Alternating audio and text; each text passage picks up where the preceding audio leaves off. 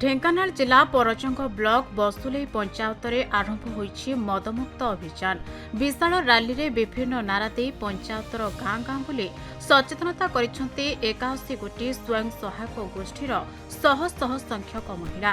बसुलई गाँर राम मंदिर ठारू एही विशाल सचेतनता आरंभ होई संपूर्ण पंचायत परिभ्रमण करथिबा बेले पंचायत रे मद बिक्री और मद पीवा उपरे कटकणा लगा जाइछे। देखो मद हूँ आम समाज रे सबुठार घृण्य जो माने मद विक्रय कर बंद करवा।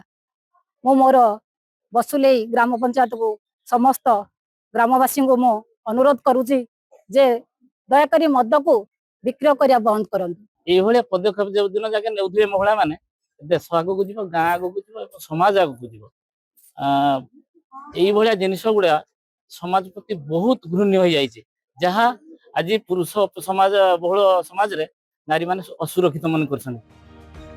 जी मद विक्रय करिबो से जोरिमाना बाबद को 10,000 टंका एवं जी मद पीब से 5,000 टंका जोरिमाना देब। एथि सहित जी ए संपर्क रे सूचना देब सही व्यक्ति विशेष को 2,000 टंका पुरस्कार प्रदान करा जिवो बोली महिला कमिटी पक्षरु घोषणा करा जायछे। पंचायतर सरपंच अशांति राउत को नेतृत्व में शह शह संख्यक महिला एही सचेतनता पदयात्रा रे सामिल होइथिले। एथिरे जी अवमानना करिबो से आईन अनुसार दंडित हेबो बोली कमिटी निष्पत्ति नेछि।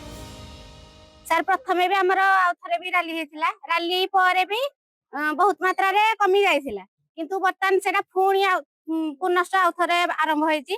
तेणु करी से एटा को बंद करबा लागि हमें ए पदयात्रा 81 एसएजी मिसिगिरी पदयात्रा करूचु। आउ ए मद जोगु भी बहुत लोक प्राण हरै सारलेनी। ढेंकानाल हरेकृष्ण राउत को रिपोर्ट खबर ओडिशा।